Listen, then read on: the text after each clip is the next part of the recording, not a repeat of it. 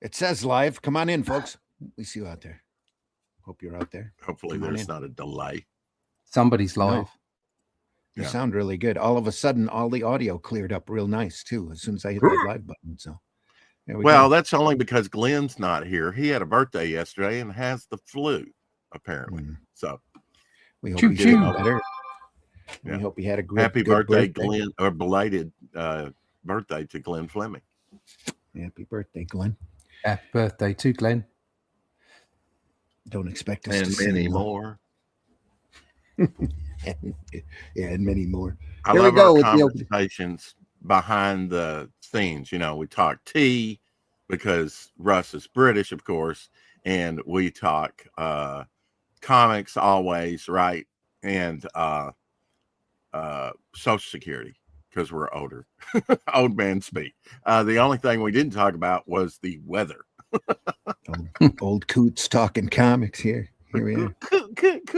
Cooks. It's snowing here. Got a blanket of snow on the ground. Yeah, it's cold enough for snow flurries here. Yeah. Cold, just barely cold enough down there for snow. Hey, Lev. He says, "Good morning, gents, and happy birthday, Glenn. Get better." Good morning. Running the opening as soon as I find it. This is it. Here we go.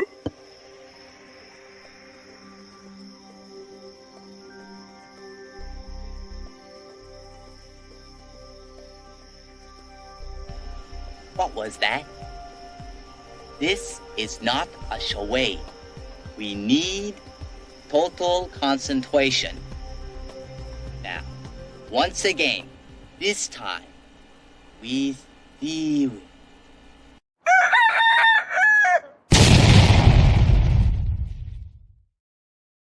Come on in, everybody. It's Comics by Night.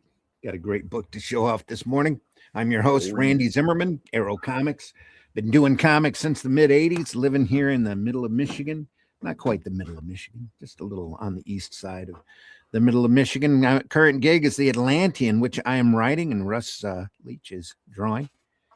It's a lot of fun. Great sword and sorcery stories of Cull and Brule as they travel the land, seeking to rid their world of shape-shifting lizard people. Lizard people. As John Beatty in the house. I've actually been on a deep dive of Toth and his work for about a month. What a great storyteller and creative. John, happy to have you on board here. Is that the famous inker?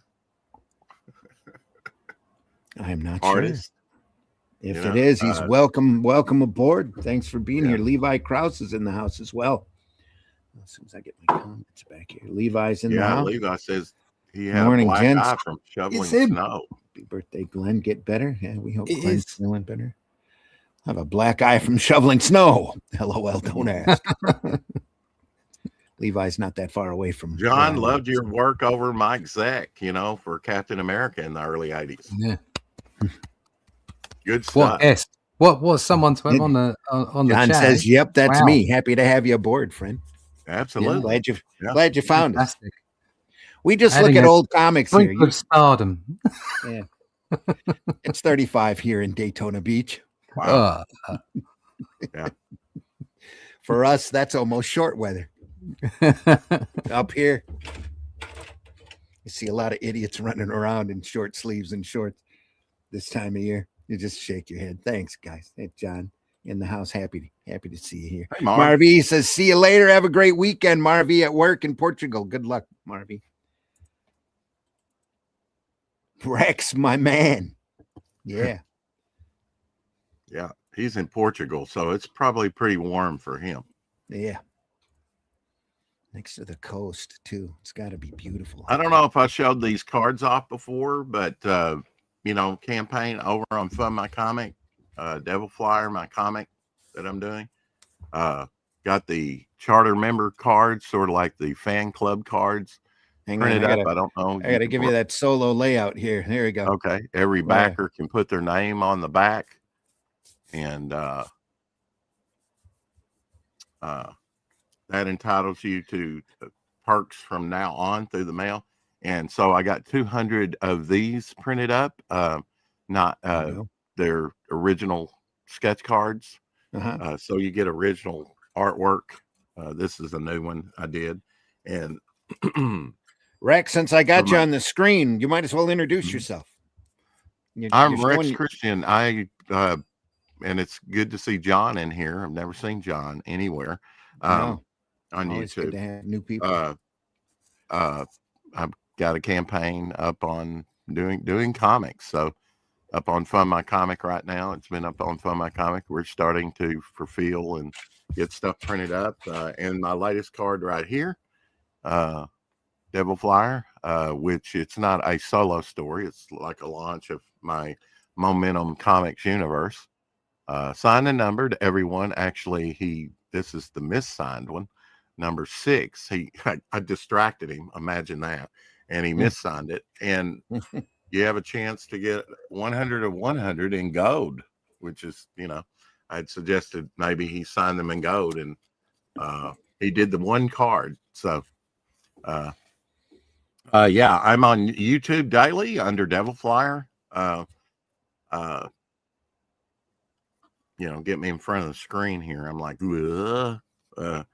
but You've been podcasting for years, Rex. You should well, in December 27th was 4 years. I did a daily show called the 4 O'Clock Shadow, where we talk about, I started showing collectibles like I have the color guide to Avengers number 4 in my collection and other stuff. Jack Adler from DC Comics, Adler collection. I'll be doing a video on that here pretty soon again, covering some of those. Just different things, talk pop culture, everything on daily. John says, have you found a good paper for your own art cards, Rex? Yeah, I've used them before on the promo cards that I had made up on my ash can that I did, my Devil Flyer ash can that I did a couple of years ago. So yeah, there's a good stock. I couldn't tell you exactly what we're using, but the sketch cards are wonderful to work on. Been using alcohol markers for the most part on those, and not much bleed through, but it depends on the color. Like this strong magenta is going to bleed through quite a bit, kind of like it does on old comics. It seems to be a thing.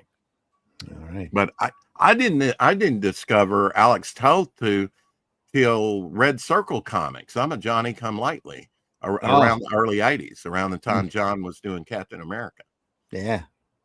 Couldn't tell you my first Alex Toth work. I hope I said his last name right. Probably watching him, Toth. Probably watching his work on Hanna-Barbera Saturday morning shows, because I was a big Space Ghost. Oh, yeah. Oh, that was my first, yeah. And did you know that Gray Morrow was sort of like the Alex Toth of Spider-Man 1967? It ran from 67 to 71, yeah. I mean, who could beat the golden age, I call the golden age of animation, with Johnny Quest, Herculoids, all these other great ones. It was just a good time. Space Ghost. It's fantastic. I'm told that Alex Toth didn't like his design on Space Ghost. Hated him. I love it. Hated it. Yeah, he always hated it.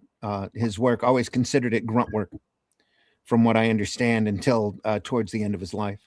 And then realized that it had generated such a huge fan base that he couldn't deny maybe there was some quality to it after all. So John says, asked if you had good paper. Said you found a good paper for your own, Rex. John says, yeah. Reds seem to do that. Yeah. And also says, the crushed gardenia original art is on Heritage. Great big scans for the whole story. Grab them. Yeah. Good luck. Been watching a few Sotheby's auctions lately and just jaw hitting the floor. Great, unbelievable prices.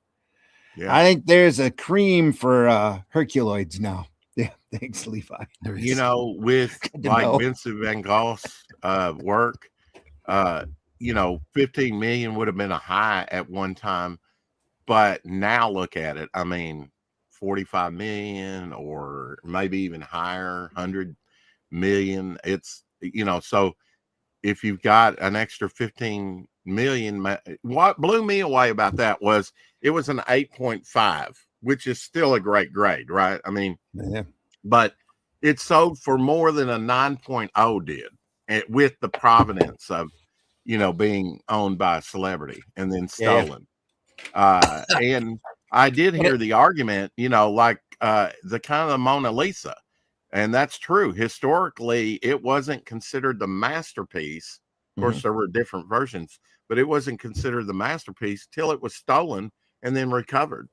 And then everybody kind of paid more attention at that point, that this became his sort of seminal piece. Yeah. And I can see that.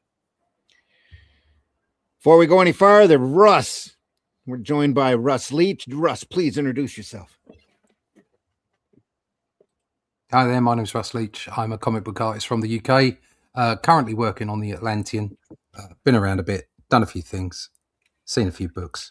But now the most important book is the Atlantean for me. And you can go find out more about that at russleach.com. You can sign up for the email list there so you know when the books are released, what's available and where to get them.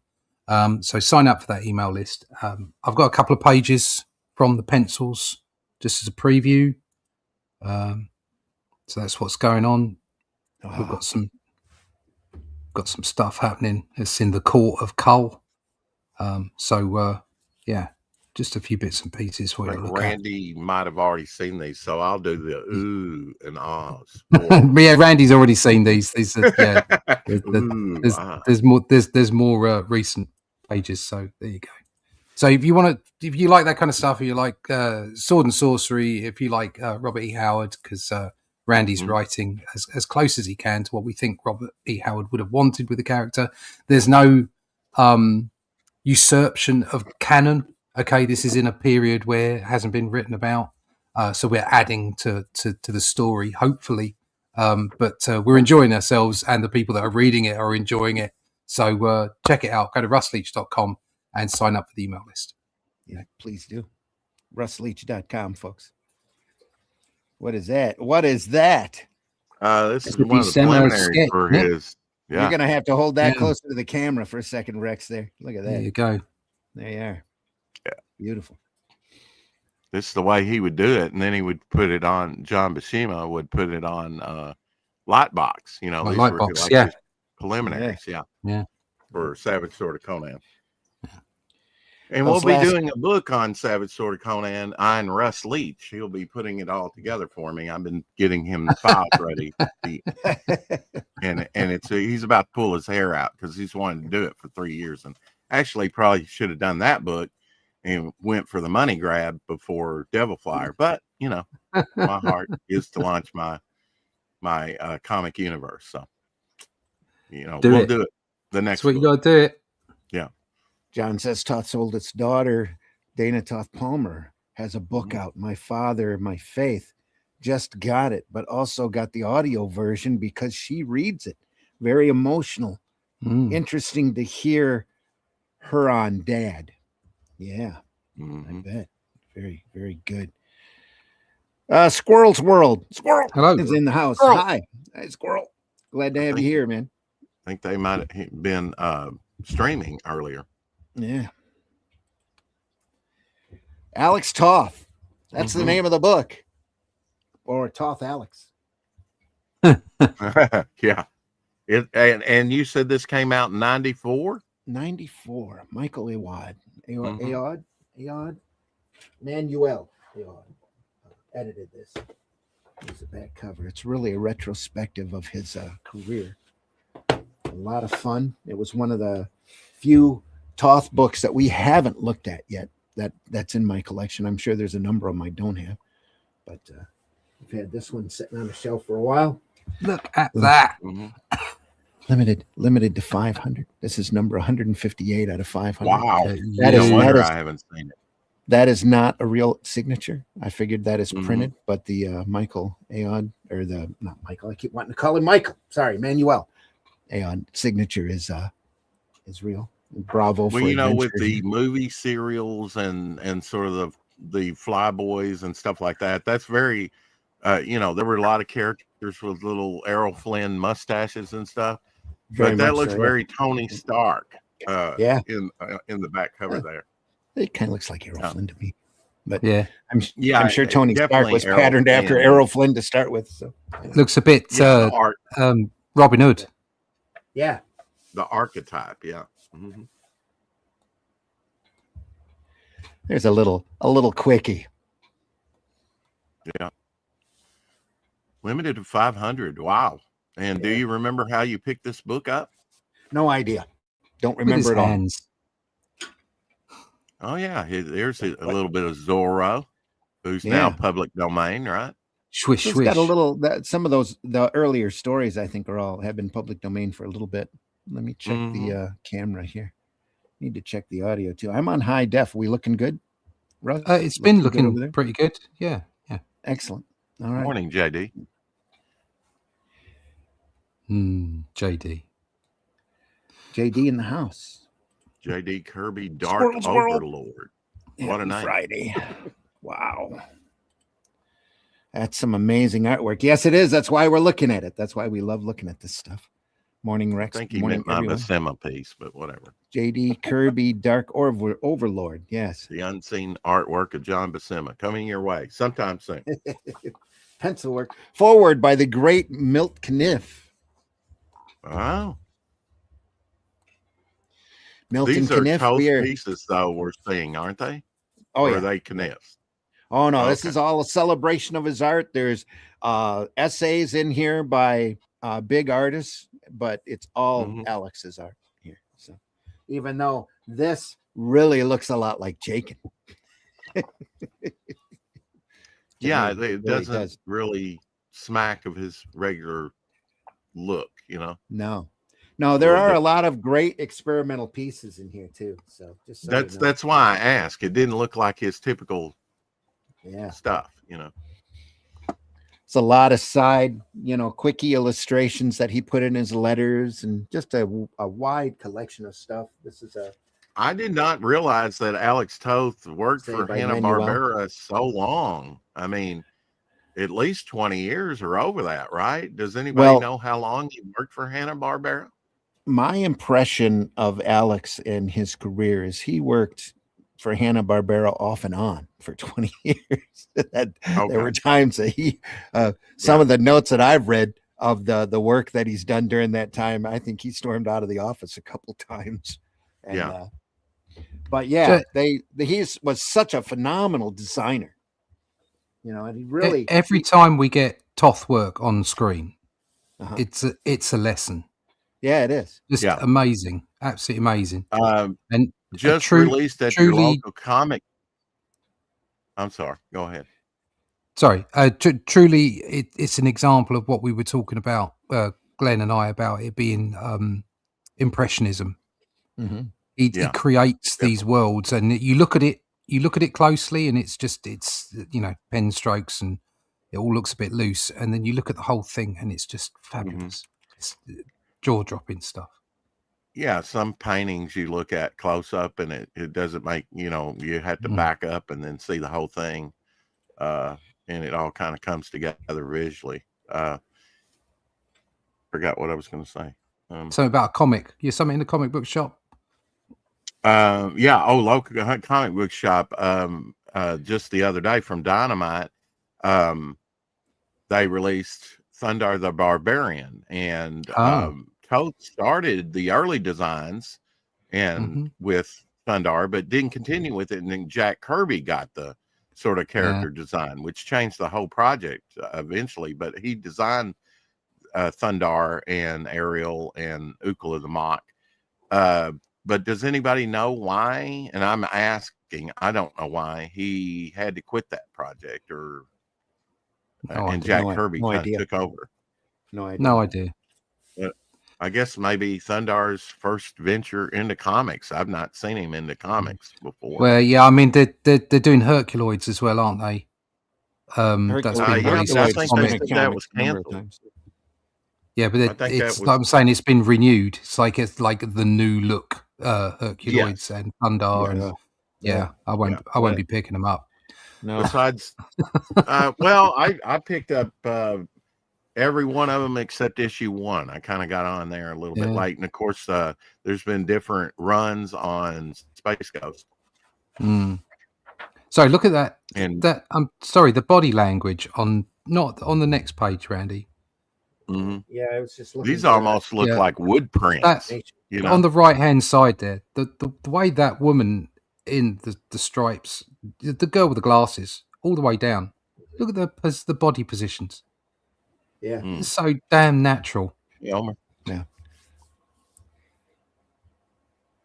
And that's why. So look at the lines. It's all. There's no sketching to it. There's no real anything. It's just lines, but it's just perfect. Absolutely beautiful. Yeah. I love the type on the books. Yeah. And the folds, of course, and the material. Ooh, look at that train shot. Wow. Love that. Yeah. Not also very simplified. Yeah, completely unafraid to put in blocks of black as well. Look at the girl's face down the right hand side there to create the light in the room. Yeah. Or that fence cutting across. Negative wonderful. space here. Yeah, lovely. Little silhouette. Wonderful textures too, with the grass and Yeah. Just wonderful silhouetted stuff.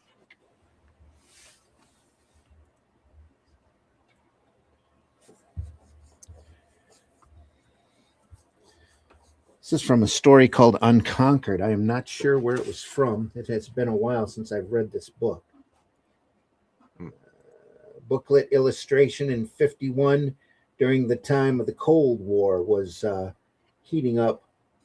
For a mite, I'd returned from the coast to do the work, and lots of ads and comics via an agency whose name I've long forgotten.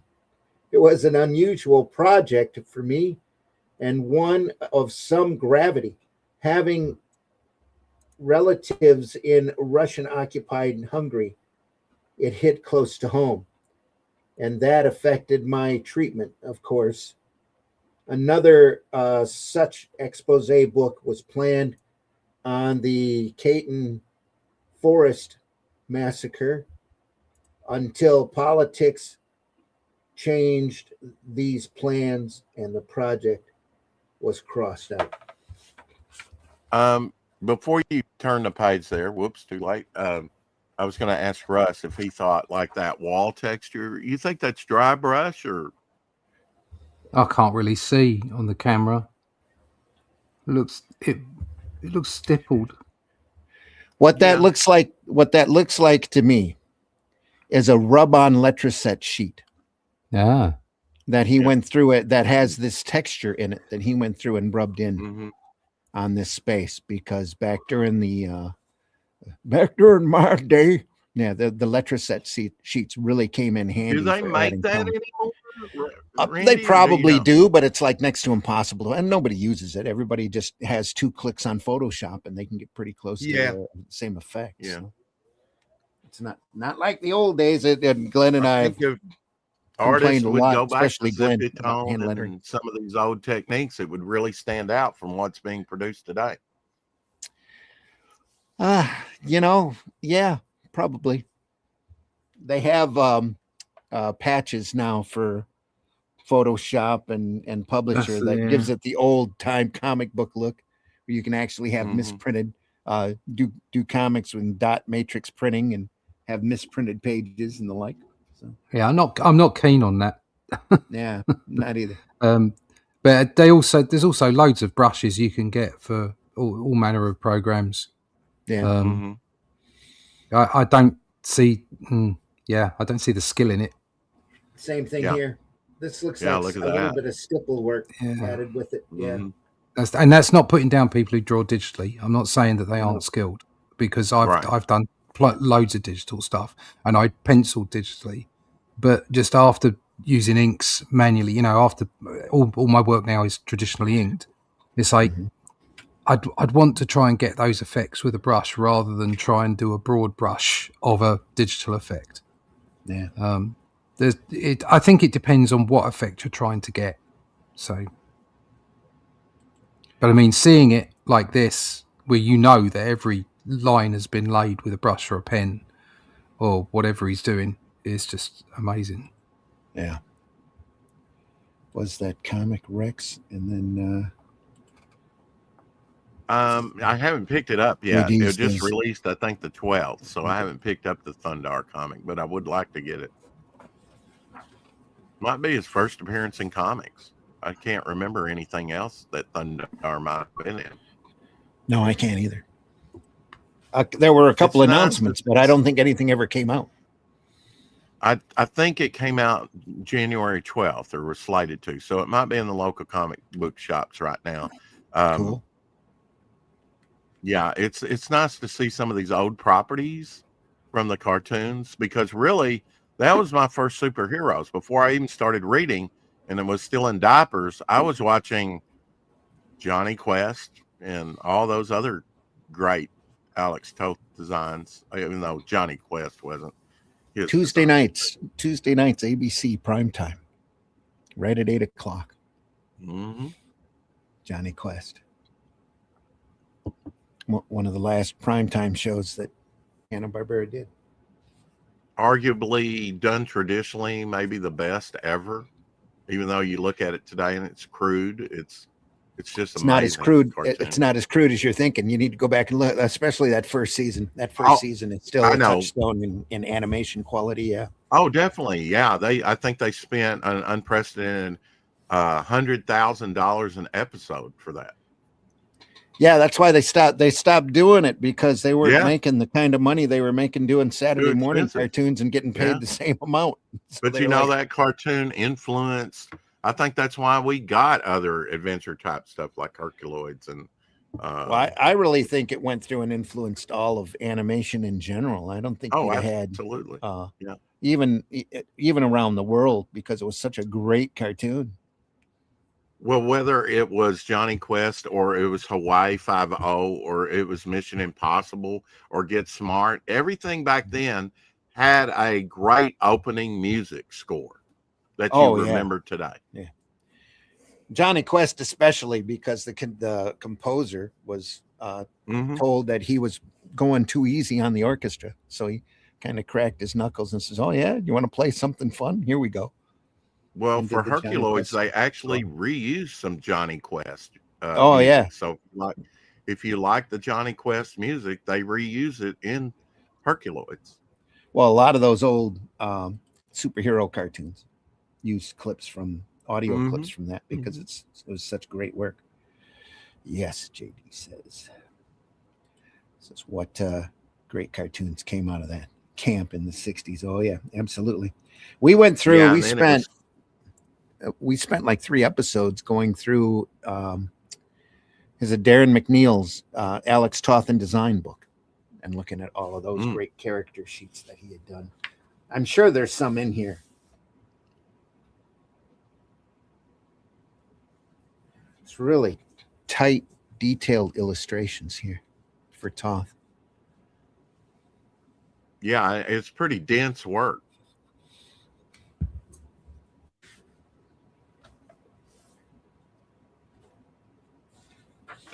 I don't know that detailed. I think he's just used a lot of black.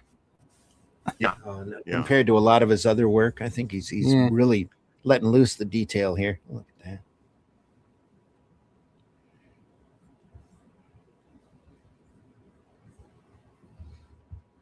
Yeah, it was the Red Circle stuff where he was doing the Fox and other things like that was my first exposure to him. How about you guys? What was your first exposure to Toth? Besides the cartoons, of course. I think seeing his work on a Justice Society story that they reprinted in one of the DC Super Spectaculars, the Justice Society versus the Injustice Society. I think he did a chapter in that, the Atom, if I'm not mistaken, and it really caught my eye. Yeah. At How that, about you, at that Russ? point, very stylized. I probably bumped into him long before I knew who he was. Yeah. Didn't he do a spot on Conan?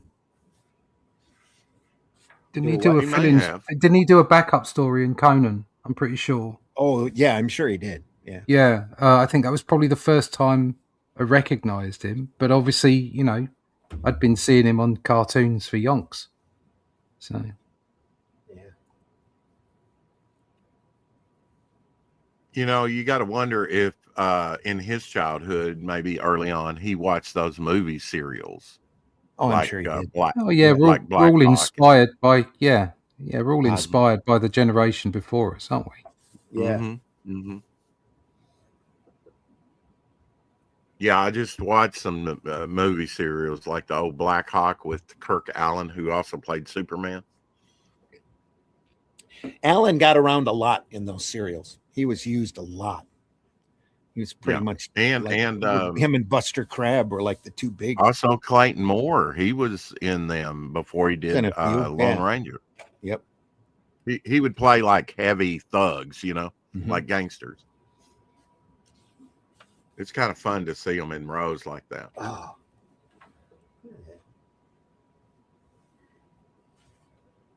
Deceptively simple, yet it looks really detailed. See a little bit of, maybe a little bit of Jim Aparo in there, and then that look that Mm. to me, just on that panel, kind of reminds me of that work. Well, you know, with Jim Aparo, he normally inked his own work. It was very Did it rare all. that he didn't ink his own work. I think that Yeah. makes a difference. It does. Another greatly underrated artist from that time. Yeah. Look at that third panel on the right, just that like the wooden post there with the lines on it and stuff. Yeah. Against a black background, yet everything's there where you can see it sharply. The different texture in the wood and the awnings, the sort of paper awnings or whatever, cloth awnings. Yeah. Or they look at either that or metal. I guess it could be corrugated metal. Good stuff, man.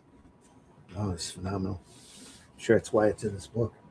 I love that flyboy type stuff, you know, the biplanes and stuff. Mm-hmm. That one character looks like Walter Cronkite, the most Yes. trusted man in Mm. America, a little bit. Mm. A little bit. Mm-hmm. CIA Especially in asset. that bottom. Mm-hmm. We're all CIA assets. Anyway. Oh, barnstorming days. Yeah, literally. Look at that. Mm-hmm.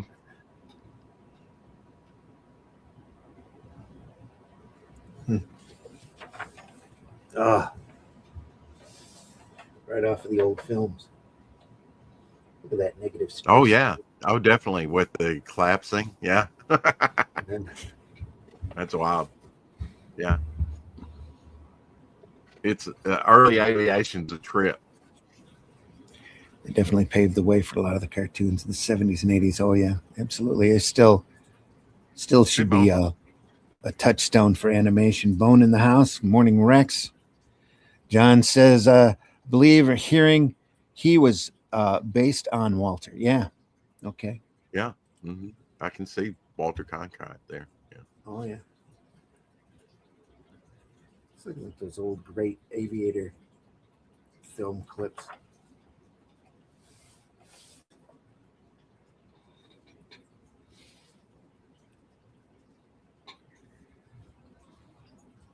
Of course, he did newspaper strip runs as well, right? Toth did.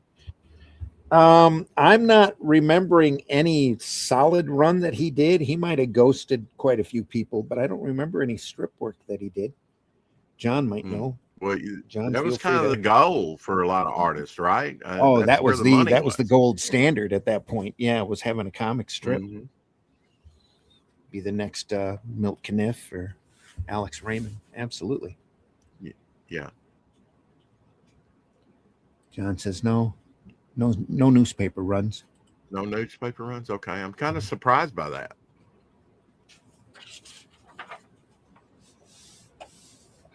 Of course, I'm younger than you guys. I don't, Well, I right. honestly don't know why he never did any comic strip work, unless the editors at the time didn't take to his style, or he didn't take to the editors. One or the What? other. Yeah, Perish the thought, Randy. yeah, yeah. Strips were king. Paid very well back in the day. Yep. Mhm. Yep. Well, I know Jack Kirby did some with Wally Wood, and I just wondered if Toth got, that type of gig. I guess he went back Kirby bumped into in. like the more animated, Yeah. field. Well, with Toth and his speed, he was really advantageous in animation design and layout, especially with the breakneck speed that Hanna-Barbera was Yeah. working at, doing so many episodes so fast, and the design work. I imagine with that sort of Auschwitz type stuff, he probably took a little bit more time with that Yeah, and care yeah, that's what he was saying. with Yeah, just the subject matter and then the research that was probably Right. involved in that. yeah. Illustration. It looks like it was in half pages. Yeah, it does. Looks like it was in. Mm-hmm. Old CBS ad there. This was 2 pages, just stacked one on top of the other. Here. CBSI. Just that made me think of that, just like the Mobius material we were looking at a few months back. So who would you say was probably his, besides Milton Caniff, of course, which influenced a lot of artists? Who do you think would influence Toth? I think the big artists at the time, Raymond, and you see a Alex little bit of Raymond, that yeah. in there. Hal Foster Mm-hmm. was probably, all of the early strip artists, the artists he read when he was a kid would really stand out. Yeah. Well, it's interesting. You mentioned Buster Crabbe, and I just watched a documentary on Nose 20 Weird Tickles, Facts yeah. on YouTube of Flash Tough. Gordon. And they tried to license Buck Rogers, which came out first, and Flash Gordon at that time was lesser known than Buck Rogers. And then hey, Omen. Morning, everybody, Omen. So they Thanks kind for of being picked here. up Flash, and Flash kind of out eclipsed. I mean, really, that was started the first licensing type deals. It was a smash hit. In fact, they went from a 10 episode serial to a 13. They kind of padded it out because it was so successful at the theater. Well, the thing that made Flash Gordon was Raymond. It's not, if you sit and read the Gordon stories, they're pretty disjointed and kind of clumped together, but the artwork is impeccable. You can't get past that beautiful ink work that Raymond, brushwork that Raymond did, just phenomenal. I know DC took over from Quality Comics Blackhawk, but in the Blackhawk serial that came out with Kirk Allen, it says from the comic magazine with art by Reed Crandall. Yeah. So very early stuff before DC actually picked it up. Yeah, Crandall did a lot of the Blackhawk material. Really nice, beautiful work. What was some other things he did? Did he do? They don't reprint. They don't reprint very much of that stuff because of the Asian chop in it. So yeah. It's really difficult to find any reprints of that. Archives made kind of like the Spirit, some of the early Spirit stuff. Yeah. Well, Ebony in the Spirit wasn't nearly as stereotyped as Chop was. Chop, yeah. It's Baker running around with an axe and yellow face and buck teeth, and very much a Asian stereotype here. This is how Alex would write his letters, all by hand. Yeah, Alex has the distinction of being kind of like Gil Kane. Did a lot of the stuff with Flair pen. Mm-hmm. His inking. Yeah, that really came through on Kane's work later. Yeah, go ahead. Over time, I think some of that doesn't, it kind of fades and it doesn't register as a true black. Yeah, but back then, especially with the animation work he was doing, he was working for speed and not quality. He freely admits that's why he had such a low opinion of his stuff.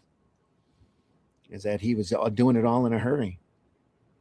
One of the notes in the InDesign book, all of the secondary in the international team of Super Friends was he went home on a Friday and came back Monday with the story or the character sheets for Black Lightning and or Black Vulcan, Black Vulcan and Rima and a bunch of other characters.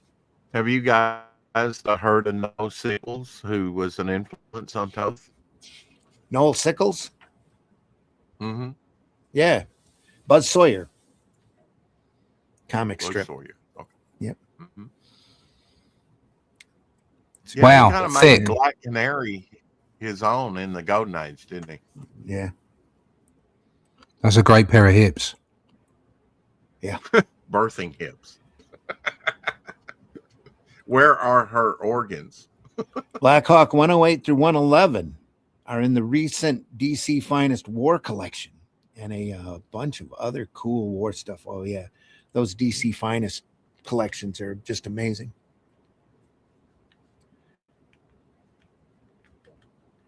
That for the Legion book that they did that's out there and available, it's all got all of the Cockrum material in it, but you have to go through some pretty rough Jack Abel, I want to say Mortimer material in order to get to it. But it's got all of the Cockrum material in it. It's just beautiful. I know Alex Toth did one of those big treasure editions, one of the Super Friends. He did the interior artwork and cover too. That's got the 3 or 4 pages on animation in it that he did. That's really sought after. As if you're at a convention and you wonder why that Super Friends book is worth a little bit more than the other treasuries, that's it. Those animation pages are really sought after. They reprinted those, I think, in the InDesign book. Let's stare at that Black Canary for a while. This is all stipple work here. Looks like it was all put in by hand. Yeah, I have a copy of it. The reason I did is I had some production artwork from Brazil that was done in Portuguese, and it was from that treasure edition. I was trying to hunt it down where it came from, and fortunately, found it in that big treasure edition. Apparently, he did a little bit of strip work here. Steve Bentley, Secret Agent. Strip I've never heard of. And it's been a long time since I've looked through this book. James Bond, Man from Uncle, Our Man Flint. I mean, spy stuff was big, right? Huge, yeah. Wild West. Yeah. There's your little bit of Fox material. Bond, James Bond. Yeah, the Fox kind of looking with that fedora a little bit, almost like Sandman, or even The Question with the fedora. That looks like a pork pie hat, not fedora. Okay. I think he's going to start getting into some ska music. That's really nice. That top one, where he's literally just lit his shoulder and his arm and his face. Yeah, that's incredible. Absolutely incredible. Yeah, I just discovered the sort of gas mask look for the Fox recently. I didn't, because when he did the Fox in the early 80s, he totally looked like Black Panther or maybe Wildcat. Well, he went through and redesigned the costume, made it solid. The little eye holes, that might be in here. Oh, Hot Wheels. Wow. Little Hot Wheels ad. The advertising. Yeah. Sweet. That is so damn slick. Yeah. We looked through his On the Road book where all of the old cartoon and drag tune strips that he did that were really crazy inventive. We looked at that about 1.5 years or so ago. The animation pages are in the recent DC Finest Super Friends collection as well. Oh, cool. All right. Yeah. Excellent. Teaching kids all about how they used to animate stuff. There's Yeah, some. it's sad that we don't have that traditional discipline anymore. Oh, We don't have anybody passing down skills in the way that we used to. It's all learned from YouTube or, digitally or whatever. It's like I'd have killed to be able to work in a studio when I was younger with any of these people to try and learn what anything we from all them. stand on the shoulders of giants, don't we? That we do. Yeah. Yep. And we need. But to pass unfortunately, it's torch. difficult to pass that down because you're not working as a studio. Mhm. I could even at the most money I was earning, I could never have afforded to have somebody come in. Do you know what I mean? And work with me. Even if somebody would have, I'm not suggesting that I'm worth it, but just that concept of having a gig, being involved in the industry, doing the work, and then being able to have somebody come in and learn, in the same way that you're learning, just a little bit further down the ladder. And it's just not happening. It just isn't happening. But then it was in the early 90s a little bit. So it was in the early 90s a little bit where you had these, you had Valiant, and it was all kind of like in-house or cross-gen, with Andy Smith and Bart Sears and others together. So there was some in-house stuff in the early 90s with these but it's not. It's not around anymore. You're right. Yeah. Long gone. Also, I suffered from being in the UK as well. We just didn't have that same kind of structure. Didn't you do Batman? Spider-Man? Yeah, I did Batman. UK Batman. You did Batman. Europe Batman. Europe Batman. Yes. Europe Batman. Yeah. We're all a Batman. Anyway. Well, I know Glenn. He did Europe Spider-Man, right? I think he did an advertising piece. Yeah. Okay. Yeah. Just remember, you never got to do the web Postal slinger, did you, Russ? Sorry? You never got to do the web slinger, did you? I drew Spider-Man for Marvel, how to draw the Marvel way. Okay. All right. Yeah. So I didn't get to draw him editorially, although I was on a combined. I worked with an agency and Marvel on a potential sort of make your own story strip that had Spider-Man in it, but that never went any more than concept stage. But I did, I sort of got to draw him in an editorial way there. I didn't make it to mainstream American comics, unfortunately. It just never happened. But I got to work on plenty of IP just in Europe. Did you like to draw that Ditko webbing, or was it a headache? I drew my own webbing. You did. I think Jack Kirby did too. Yeah. I believe these are pitch illustrations for possible an animated show or a TV series. That's that one on the top right, where they're looking down. On the top right. Oh, here, yeah, that's just stunning. I just love that, isn't it? Yeah, he was always pitching different cartoon animated features and designing characters and stuff, but there was a lot of stuff that never made it to screen, just past the development stage. Here's a little bit of the Car Magazine comics we spoke of earlier. Just super inventive stuff. Superb. Looping out. Talk about obscure. I mean, I wonder if cars will ever come back in vogue again like they were in comics. I don't know that they were that hot in comics, but they were definitely in the early 70s, 60s, hotter than they are now. Of course, cars used to have styles, Yeah, that's true too. There was a whole slew, a whole period there with black and white comic magazines. You couldn't really couldn't go wrong no matter what your subject matter was. That's when Kirby did Spirit World and the other book that he did. They were just trying out the market, throwing anything at the wall to see what would stick. Look at that illustration. Hey, Phantom. Fantastic. Phantom in the house. Good to see you here, friend. We've got a lot of viewers this morning. Our numbers are really big and very solid. Thanks, folks, for stopping by. Deeply appreciate you being here. And Toth did artwork for Big Daddy Ed Roth. Yep. And those early 60s surfing hot rod car comics. Pete Miller's Drag Tunes is probably what he meant.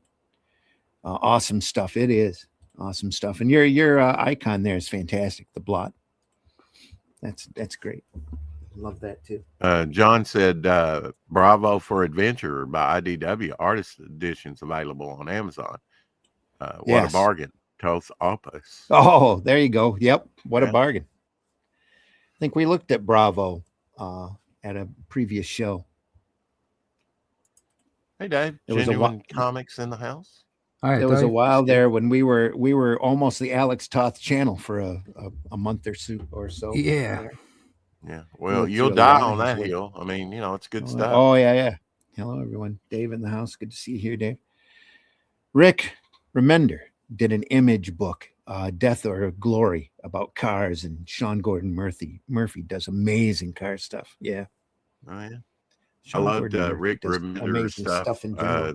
early 80s that he did with Mike Gustovich. I'm going to have Mike on here pretty Gustovich. soon because Mike's did a piece of artwork for me, and when I get it in the mail, I'll have him back Sweet. on and talk about it. And, I got my first publishing gig because I went to a Grand Rapids con that Mike was supposed to be at and never showed. oh, okay. Yeah, that did happen back in the day, right?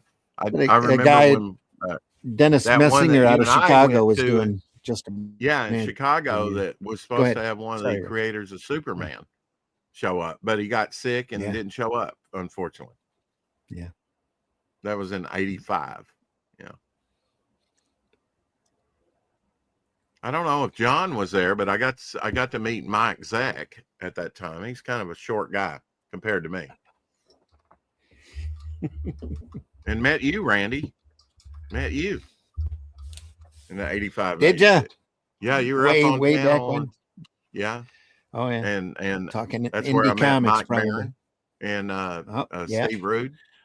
Oh, they're both from the Chicago area, capital city. We talked about George Perez showing up in 86. There you go.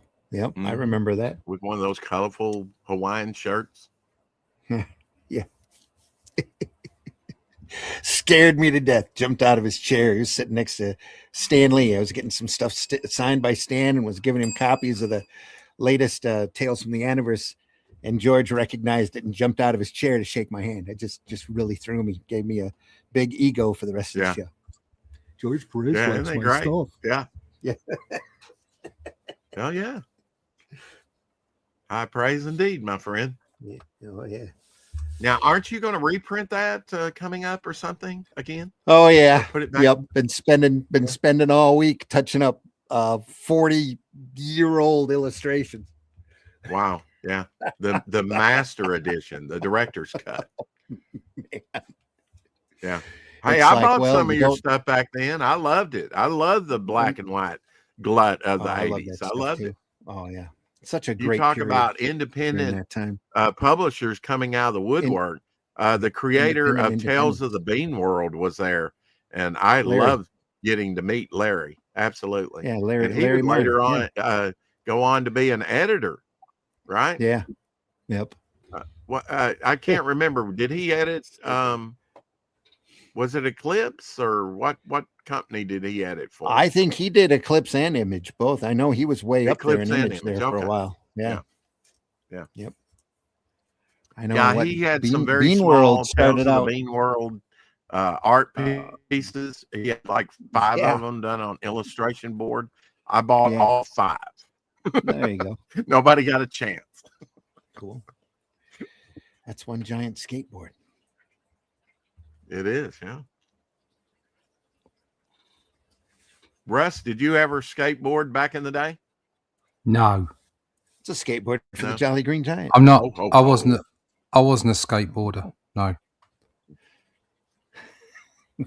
Green Giant. Yeah. Artists and illustrators. Now, how do you think he did the gradiated shading on that? Do you think it was like the chemical, or you think it was on the Green Giant?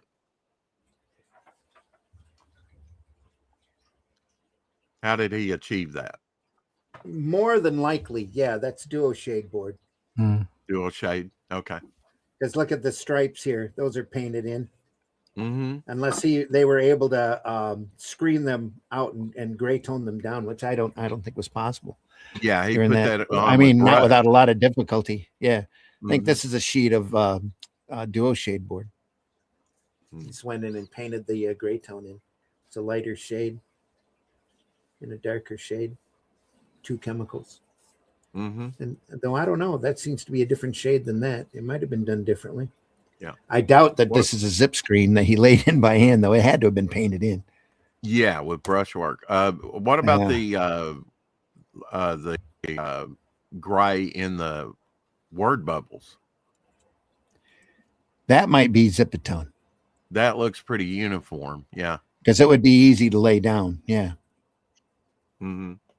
Or this stuff, especially this back, showing the rows here in the field. Mm-hmm. That's all brushed in. That's just Yeah. with a chemical. That's pretty obvious here Yeah. too. What about See a the little spot. What about the granulate, the stipple look in the foreground behind his feet? Down there, I would if that that's probably a zip screen here. That looks like a zip screen pattern to me. Mm-hmm. Back here. Wow. So you got any tool available. Yeah. Any tool available. Noel Sickles, like John mentioned earlier, it's an influence. The very best. He says, if memory serves me right, duo shade came in both lines and a texture style chemicals activated it. Yep, it did. Very much so. And a texture, could get it in a bunch of different patterns at its heyday. Very much like Zipatone. Skip wants to know if Russ can karate chop through a skateboard, though. Yeah. Of course. Yeah, I reckon. John says, I don't need color in comics. If it's like Toth's. In fact, I'd rather had the black and white. Yeah, big Yeah, fan we of have black that discussion here all the time, John. Yeah. We agree with you 100%. Yep. There's a lot to be said for beautiful black and white illustrative work. Here's Milt Caniff. We are going to look at Milt Caniff on Sunday on our Sunday Funnies program. I have a book that has collected mail call work that he did for military back during World War II to keep the troops inspired. Oh, wow. Sorry about my chair there. I got an old metal chair. JD So we'll be said looking they at were still using mail Toth's work for Adult Swim on Cartoon Network well after his passing in the early 2000s. That's iconic he was. Oh, yeah. Yep. Glad to hear that Mike Zex retired to the Philippines. Wow. Good for him. Nice. Yeah, good for him. My memory serves me right. Duo shade came in both. Yep. All right. I see that. They were still... Sorry, I mean to keep up on the chat. Not with Zek, though. Mike's retired to the Philippines. Excellent. He said, been to Grand Rapids Con. Yeah, John. Been there, too. I love that show. Mark treats everybody really well. 50 years ago this year, I met Mike through a fan letter when I was 15. There you go. Wow. Yep. Since they were still using Toth's, yeah, Adult Swim, we already covered that. Yep. They also was Capital City in 2024. Okay. Yeah. This art is phenomenal. Yeah, that's why we love looking at it. It's a little sample of Caniff there. Roy Crane, Buzz Sawyer. That's who did Buzz Sawyer. Just fantastic work. Good stuff. Yeah. And this type of stuff it has to be an influence, especially the Flyboy type stuff. Has Yeah, to be an absolutely. influence on like Dave Stevens that did the Oh, yeah. Rocketeer. Mm-hmm. That whole era, really. Mm-hmm. But it's a throwback, Yeah. Love the Rocketeer in the 80s, though. Still do. It's sad to see artists like him and Mike Turner and Steve Lytle pass away, Yeah, it all is. these great artists. Lytle, yeah, that's somebody I haven't thought about in a while. Yeah, he was at the Fantastic convention run on there. Legion. Oh, yeah. Yeah. Mm-hmm. Frank Robbins.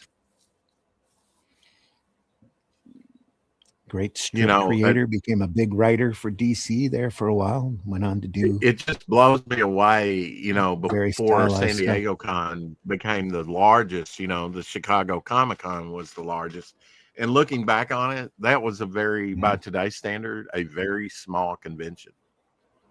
But it was more creator centric. I love it was so much fun. That hotel with the Quest Lounge. You can so meet much the fun. legends, get their autograph. Yeah.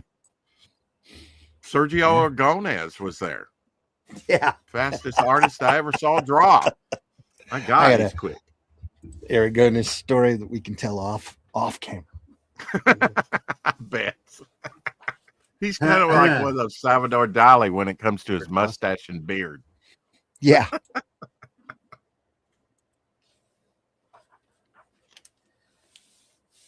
Albert Dorn.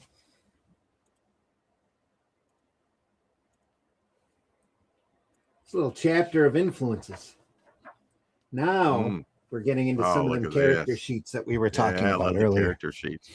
I've got some of the character sheets, not originals, of course, but reproductions. Yeah, we went through this book, didn't we? Where we had all of them. They were just amazing. Yep. Yeah. Oh, phenomenal. Yep. The creativity is just off the scale. The design work is amazing. The simplicity of the work itself is just phenomenal. Yeah. And very this deceptive. Is considered grunt work. Yeah. That he didn't fully appreciate till later. And he was mad that most of the animators felt the same way. Didn't hardly follow a lot of that stuff. Well, I mean, often when you're doing historical, meaningful stuff, really establishing a pop culture icons, you're in the moment and you're not fully appreciative of it. What you're doing. True. Yep. John says, Lytle and I never met in person that I recall. However, we wrote each other in our fan days. Yeah, and I inked a few stories for his fanzines. Cool, good stuff. Miss those days. Yeah. Yep. Yeah. The old fanzine days were great. Albert Dorn is the best. I got the famous illustrators classes for Christmas last month. There you go. Yeah, Skip. That's a good gift, Skip. Yeah, it is. Look at that. It got the oil rig there, the hard hat, everything. Guys, I just got this on eBay. Do I need to blow you up? Yeah, go on. No, I've just bought. It just turned up. I won it. I'd been looking at it for a little while. Oh yeah, there you go. Yeah. Yep. Wow. That's a good book. It's hardback as well. So the definitive collection of artist work. I was reading the subcaption. Oh, sorry. It's just his stuff in Erie. It's okay. His Erie stuff. Eerie and creepy, yeah. Yep. Eerie and creepy, yeah. Any Toth collection is a good book. Yeah, exactly. Just take our word for it. Just buy it and look through it and drool. Try to keep the drool off the pages. Off the pages, yeah. Yep. This is his sampling for sword fighting he did for the Three Musketeers cartoon for Hanna-Barbera. Mm-hmm. All of which he was disgusted with because it was completely ignored by the animators. I remember reading his notes on that in design. Yeah, you do all this hard work lifting and it's ignored. He just wanted to bring a bit of quality and realism to the animation, and they didn't want to take the time to do it. So, showing the different swords, stances, parries, the different techniques. Here's some more great stuff. Parry before you riposte. Yeah. I actually won a fencing competition in college. Did you paint it afterwards? White picket fence. Yeah. Rush, you're the best. Yeah, this looks like Scooby-Doo stuff. Just jammed with stuff here. Yeah. Goober. Everything was coated. Look at that scarecrow. What's that for? Goober. Goober and the Ghost. Goober and the Ghost. Yeah.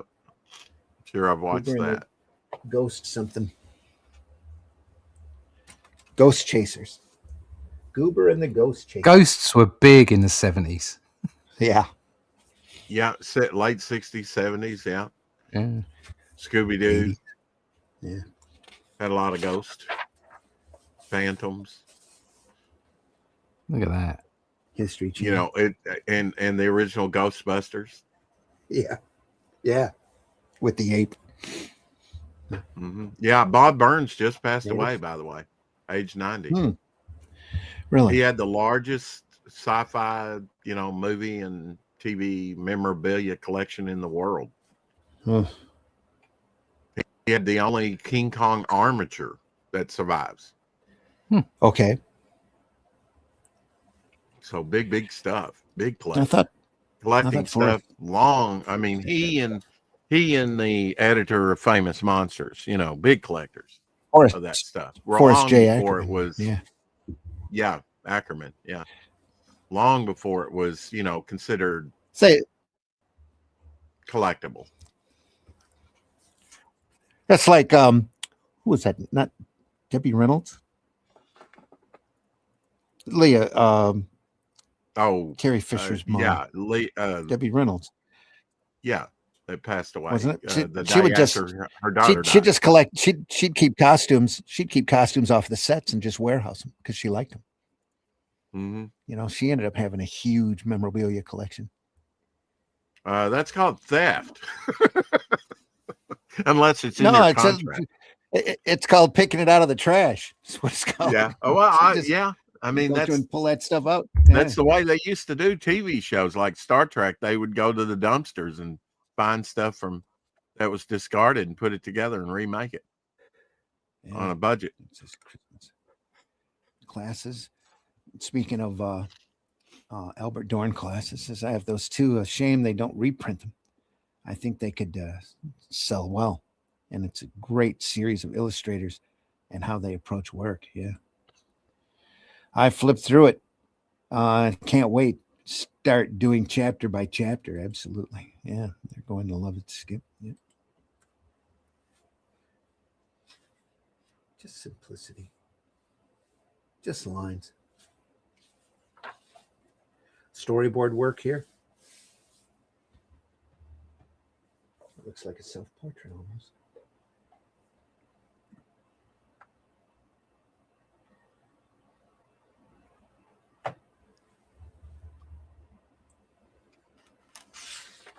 I bet he did quite a bit of storyboard work. I can see him doing that because he was so fast. Mm-hmm. I love the quality of some. I'm not seeing it so much here, but like the almost look like grease pencil work. Yeah, probably is. I love the grease pencil look to some work, older work. Yeah. Zorro. And he ain't gay. Just saying. None of this gay blade stuff or anything. Zorro. 92 PS. Enjoyed your very lively greeting card art. Has the spirit of the 20s. Yeah, some of the See- independents like this. Yeah, that was done for Eclipse Comics, unused, I think. But Eclipse and other publishers in the 80s really brought some of these older, fly under the radar creators to a new generation like myself Yeah. I see so many for the very first time. comparisons to Buscema in Toth's work.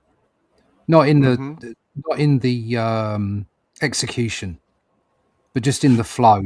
The way that he Dynamics. studies people, the dynamics, the way that he studies weight, and Yeah. and you know the way that they are animated is that's what made Buscema's work great, is that it almost felt animated. There was And the movement and angles, everything. the Yeah, the point angles of and the view. movement. Yeah, Yeah, yeah, it's just superb. You can draw people at any angle, and that's what you need Yeah. to be able to do. So Yeah. yeah, that's what blew me away with the original pages that I have. It's Yeah. just the different angles yeah, and how he and making it tells- convincing. Mhm. Yes, absolutely. From panel to panel, where it works Yeah. as a whole, it's amazing. Clash with Diego. It's a little bit more strip work here. Nice and simple. Look at that. Yeah. Simple can be deceiving, though, Russ. It ain't so simple. Oh no, it's simple as in it's a very much economic Yeah. with the lines. Oh, absolutely. The building blocks underneath it are constantly there, whether it's Mhm. cartooning or whether it's Yeah. more serious strips like the one on the left, like the Zorro one. But it's just it's cinematic. just Yeah. I don't know. Yes, I appreciate that word, but I think cinematic sometimes downplays Yeah. what you do in a comic strip Yeah. because it's more than cinematic. It has to have bigger angles. It has to have bigger punch. It has to have bigger Exaggerate. because everyone's a still. And you're filling the magic of comic strip is that you're filling in the gaps Right. in between each one. That's Cinematic. why it's the best.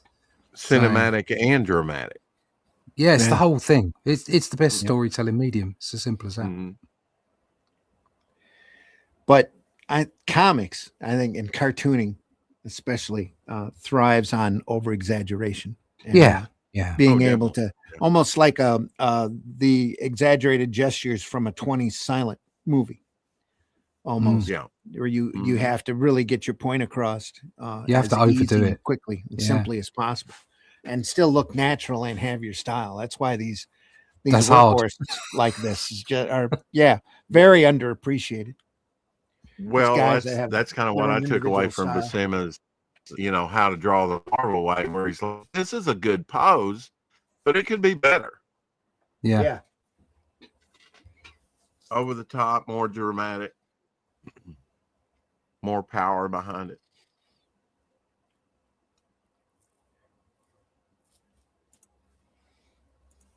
A couple of casebook crime preventions, barracks theft. Get a little light screen here just to make the panel. Look at that. The lighting here. Just amazing. It's fun too.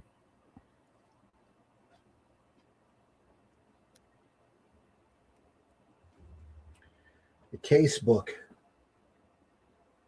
A new series of graphic editorials addresses issues of importance to all members of the armed forces. This editorial and several forthcoming units in the series are rendered by Toth, one of America's top cartoonists whose work appears in various national publications and animated films. A service veteran with adds personal insight to his artistic ability in depicting military lifestyles and situations illustrated in this series.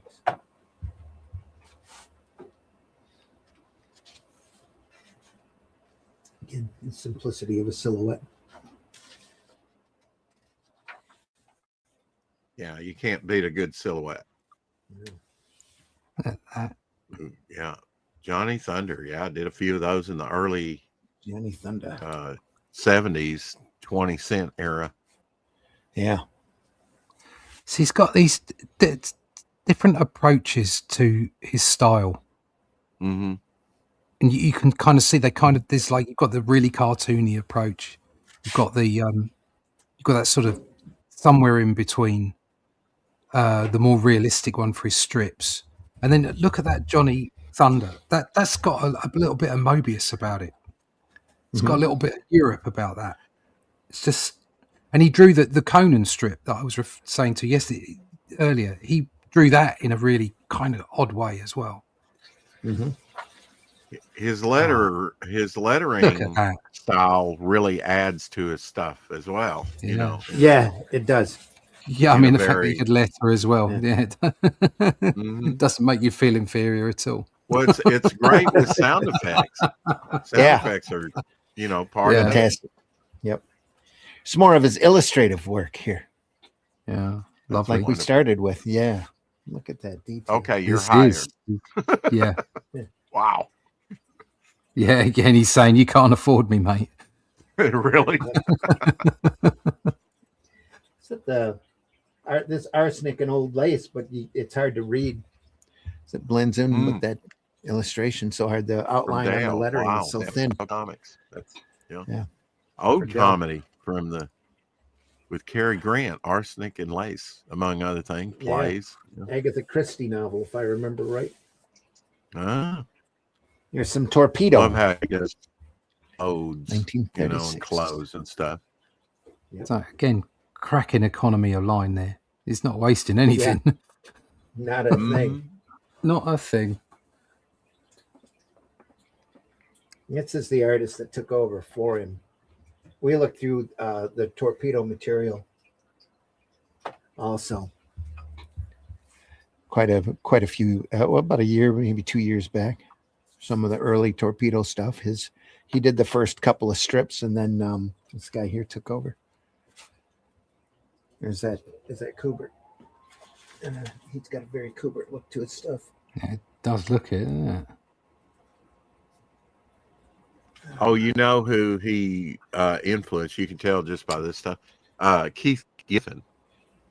I can see some Keith Giffen here. Yep.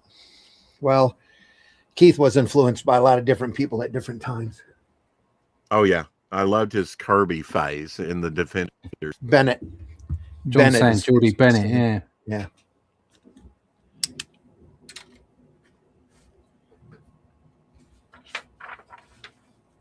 There's his brother. Errol Flynn all around. 1984. It's fantastic. Look at that. Earl Flynn, who's that? Exactly. Boy, Bravo. Oh, yeah. Jody's Why not, or Geordie. Yeah, Geordie's. I love his Western stuff. Yeah.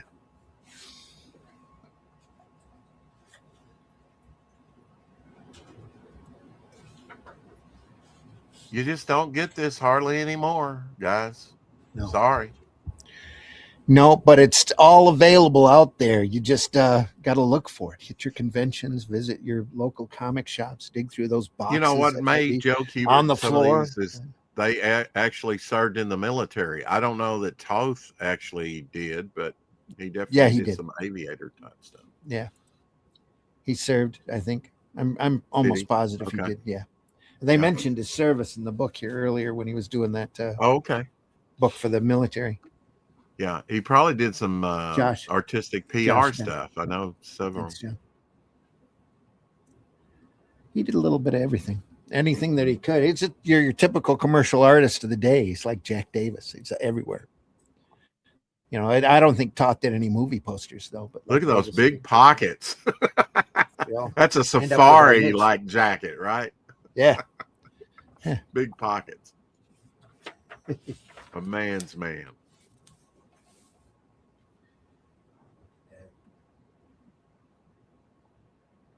Wow, did he draw that all 3 times? So, I don't think he did. No, I don't think he did. If you look at the as they go down, you can see that the R at the end of charter is starting to break up on the leg. I think that's probably where it's been photocopied or PMT'd or whatever. Yeah, photostated probably because it's got the same block balloon. Yeah. It's just filled it up with bigger. Put different dialogue in it. Or are they just oh no. Are they just different languages? So Wally Wood. Are they? Oh yeah. Yep, you're right. They're different languages. Yeah, you're right. Right. But they have obviously been reproduced differently because there are slight amends there. That's probably showing the different translations. Here we thought this was a whole page of dialogue. It's the same panel showing you how they translate it. Yeah. Although it has been reproduced differently because you can see there are degradations in different aspects of it. If you look close enough. You're in Randy's book, The Atlantean. That's going to be in different languages, right? Portuguese? Already is. Yeah, it's in Portuguese. Somebody's doing it in Russian. I think we've got a Danish one. Yeah. Danish too, I believe. Yeah, Danish. You got to hit the Spanish because that's. Well, we're waiting for that. Yeah, we're waiting for that.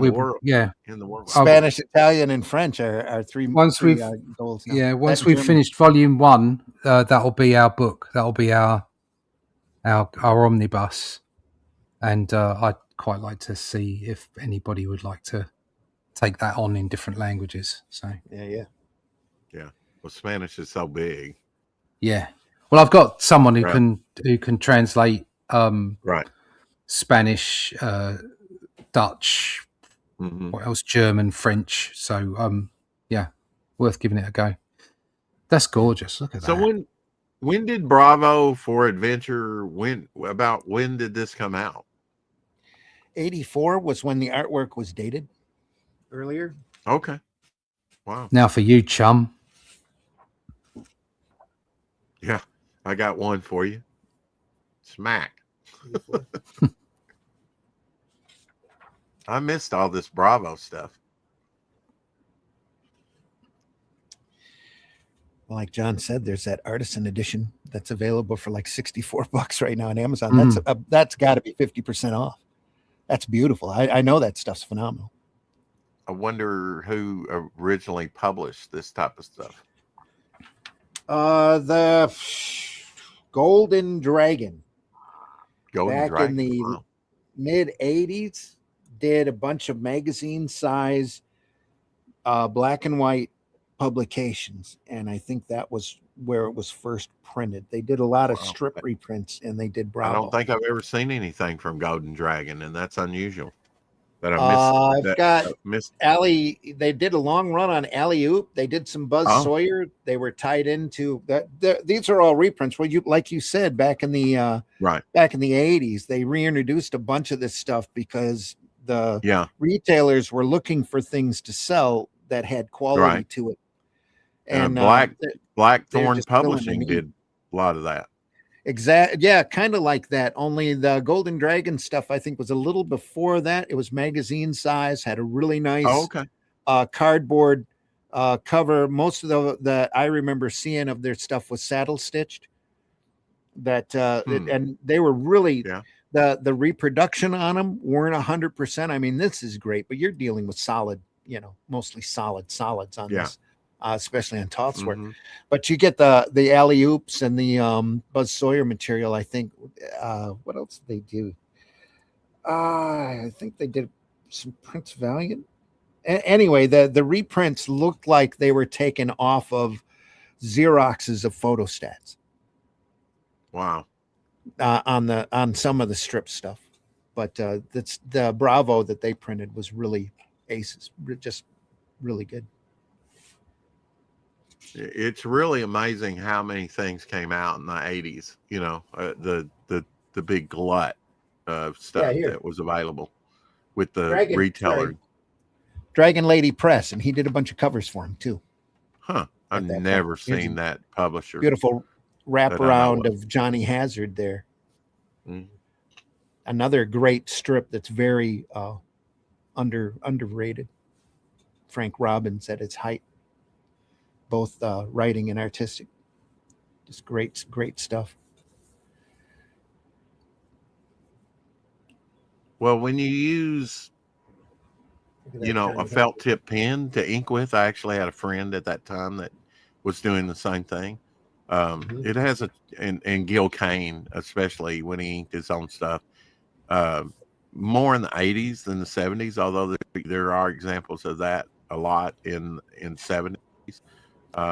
It has a chunkiness to it, like that line, those lines on the couch. Well, what it was, and I think Gil Kane ended up using something other than a flare pen. He was using something harder with a larger alcohol content, because the black of the flare pen would hit that Bristol board and flare out on a lot of the rag content.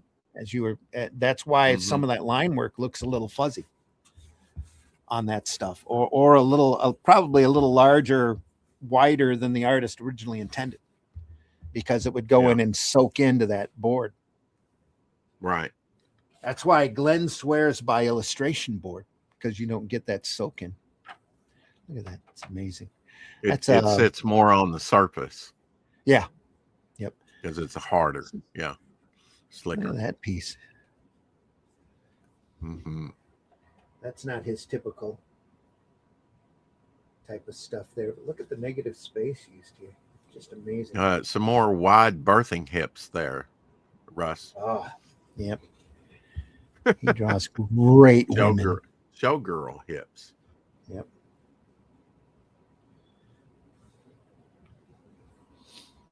Dragon Lady Press one sets. Yeah. Yep. Thanks, John. Jordy Bennett. Yeah. Yep. Yeah. Dragon Lady Press. They printed for quite a few years. Really? I just never have seen any of their stuff. Maybe it wasn't available in Arkansas. You probably just didn't hit the right comic shop. Yeah, maybe. I mean, it was a long time before I even saw X-Men on the stand. Oh, there you go. Yeah, that would explain a lot then. Yeah. Look at them legs. Look at that. Just that whole illustration there. It's amazing. Hey, shut the door, lady. You're ruining our game.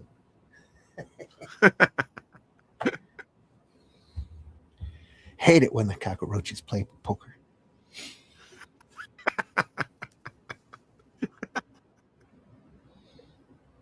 Who turned the light on? And everybody scatter. Look at all this.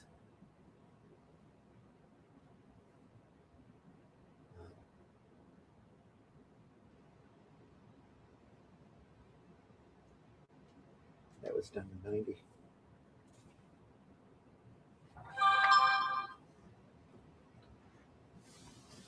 This is a reject of mine. After penciling and inking and lettering the first 3 or 4 pages of this intriguing Strand script, felt it was too slick and far afield of my usual approach. Thus, I laid them aside, sent back the script to Warren, and forgot it. Seeing it now, I'm not at all sure I did the right thing. At least this splash page has some merit. A bit too cute in using film frames as I did, but it tied in with the story's subject: motion picture, stop action, special effects, etc. Yeah, I love it. Well, it's like at least he wasn't a harsh critic to everybody else's but his own work. You know? Yeah. Private Life of Sergeant Strong did the little film around the edge on the covers. Yeah. A couple issues that came out in the late 50s. Ensnared.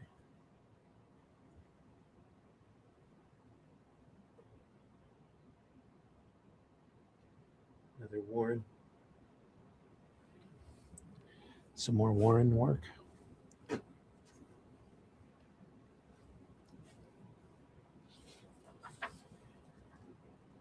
Is it true? Well, what is the true meaning of fear? Greg Olson is about to find out.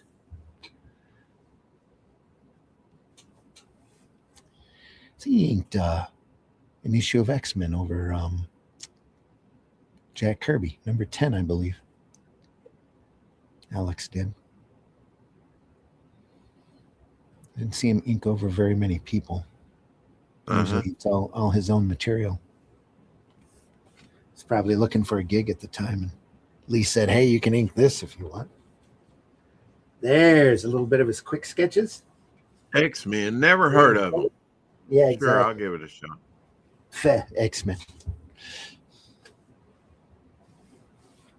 How many of these people do you know? I'll wait to play. The guy's pool. got 3 legs in the binding. They didn't match that up too well, did they? On the reproduction? Oh, here? Right in the binding there. Yeah. A bit of a spine print problem. No big deal. Yeah. He's got 3 legs. I would say it's 2 hats. There we go again. And there he is. It's got to be a self-portrait. Yeah. Yeah. It's great when the artists draw themselves in there.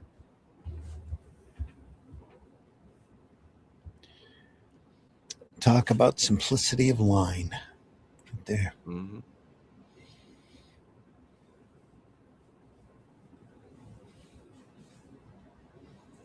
That one lady's asking her husband, "You think he would mind if I ask him to get his autograph?"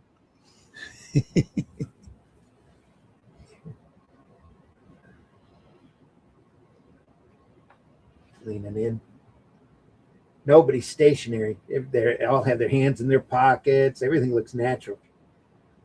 Mm-hmm. Natural slouch. Arms crossed here. It's great stuff. Doodles.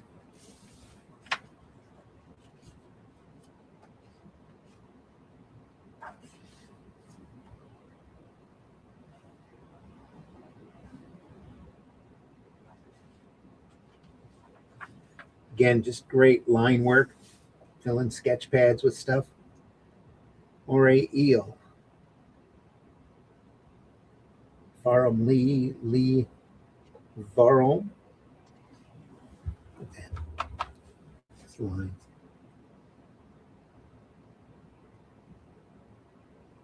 They're anagrams.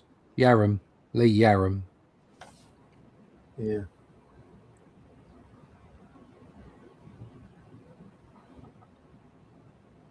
Huh.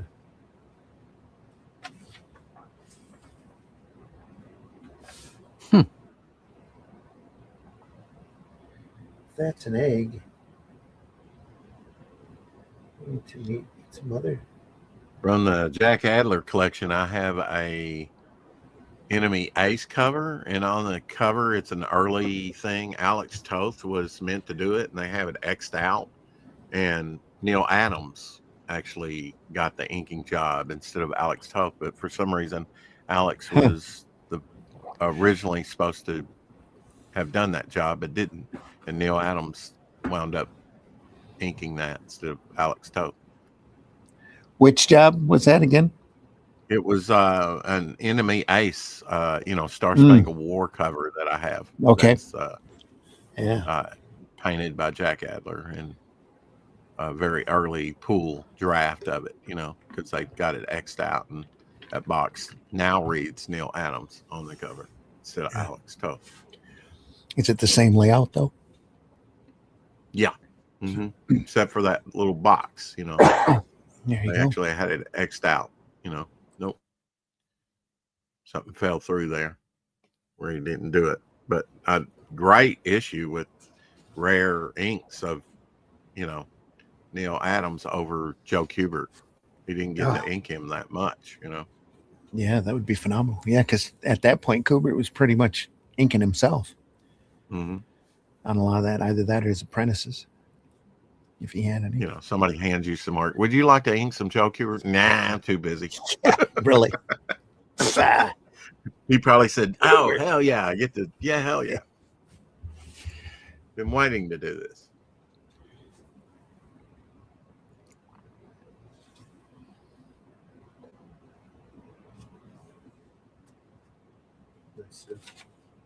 Even his doodles look better than mine. Yep. Form studies, nature studies. I wasn't agreeing that about your art quality. Sorry, I'm just agreeing with what it's better than anybody's. Well, I really. appreciate A lot of that. people. Yeah. Here's some grease pencil work, charcoal work. Yeah, I love grease pencil. The broken line. What you can achieve with it. I don't think it's used enough, really. No. I'd love to do, especially a whole comic lately. book. Nowadays. Yeah, absolutely. Yeah. Mars 3000. I'd love to do a whole comic book with just the grease pencil type, looseness, sketchiness. It's a little gray tone work there. Doesn't quite look like his material. Wow, that full pencil work doesn't even look like his stuff. Yeah.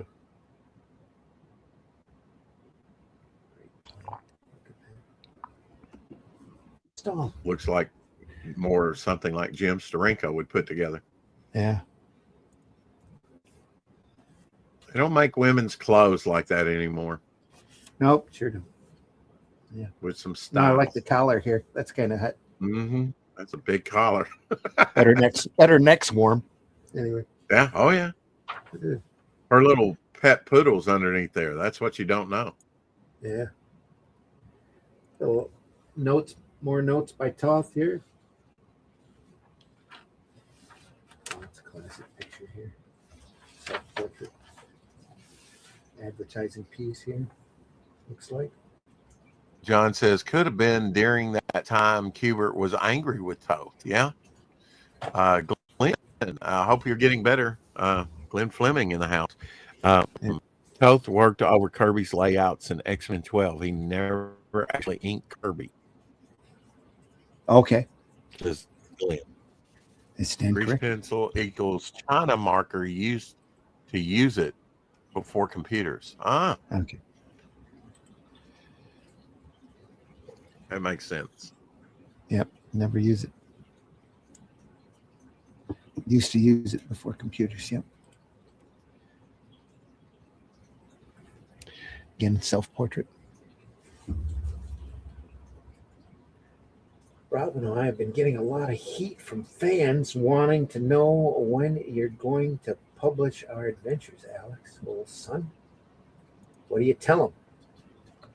Can't decide if I should self-publish or, oh hell, Fox. We'll talk about it after the San Diego Comic-Con. Fox and Bravo for Adventure. Copywritten to Alex. Thought the Fox was an old Archie Comics character.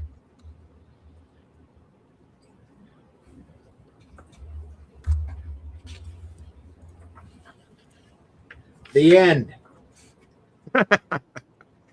One last party. Quick. Why does he look so angry? He was always angry. I understand that was his normal demeanor. So difficult to work with? Just a perfectionist. Yeah. Yeah. Steve Rude's had a great article out where he sent him one of his Johnny Quest stories, and Alex sent it back with notes. Until I interviewed Steve a couple times, I didn't realize how his work and Hanna-Barbera's cartoons really influenced Nexus, and I just never saw it. I never saw the Space Ghost sort of influence on that character. Oh, all you gotta do is look at the character. You see Space Ghost. Well, I just never drew that conclusion. They're so different, and yet they're the same. Yeah. Yeah. And again, that simplicity in design working as well with Nexus. When I recognized that when I was interviewing him, and he was showing this Nexus cartoon that you can watch on YouTube, a little promo short that he's been trying to get that cartoon for over 35 years made. It says 90% of it's ready to go. Hopefully he can do it, but that's got to be frustrating. Definitely a throwback to those great cartoons. Yeah, I just never saw it, and I could tell Steve was like, "Well, duh, You know, I just didn't realize that he's like 10 years older than me. I didn't realize that he was so influenced like I was by that early Hanna-Barbera stuff. All of the kids at our age, Yeah. 60 Yeah. to 70, all absorbed that stuff It was the because it was best. so It was crazy the good. golden age, I think, Yeah. I mean, besides the Flasher Supermans, that was done earlier. Kitchen Sink published that. That makes sense. Yep, kitchen sink. Mm-hmm. Introduction Way by back in Milton Caniff. 94, folks. Yep. Alex Toth, intro by Milt Caniff. And well, you think that's watercolor or gouache there on that piece? It's kind of hard to tell. Looks like it's it's paint. Looks Yeah. like there's blue mixed in Painted here, color. a little bit of red, mostly Mhm. sepia tones. I Yeah. love the sepia tone stuff. Yep. Alex Toth, folks. Great stuff. We do this podcast every Friday morning, Comics by Night, 5 a.m. Eastern Time, where we look through great sequential art, great sequential artists.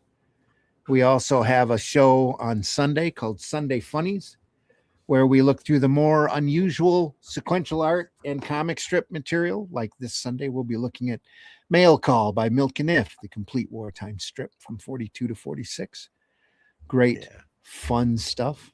Keep the morale. I love that format that they came out with, those very sort of inexpensive books, more horizontal format. Mm-hmm. Great series. Who published that, by the way? This is Kitchen. Publishing that? This is Kitchen Sink again. Kitchen. Okay, yeah. Kitchen did some wonderful stuff. Of course, with the spirit, Will Eisner for years before DC kind of took it over. Well, I think Eisner took it over to him because Kitchen Sink was going out. And they ended up doing the archives right at the right time so that you can, actually get an entire set of the spirit stuff unedited. So, fantastic work. All of the comic strip reprints in this format are all great too. I love this. Oh yeah, the Flash Gordon series. I've got some of those that are hardback that are kind of horizontal, oversized. Whole run of Dick Tracy's like that. Steve, love Terry Dick and the Tracy. Pirates. Yeah, Little Orphan Annie. There's some great. I wish they would make another. I know Warren Beatty owns the rights, but I wish they would make another Dick Tracy movie. Yeah, he kind of keeps those under his wraps. Mm-hmm. So what they get back for way back then, giving them full rights with no time limit. I remember the 60s cartoon, Dick Tracy cartoon in the mid 60s. The Archie TV Funhouse. Oh, right? Where the Archies, all the Archie gang, all in a control room showing all these different little cartoon strips. Yeah.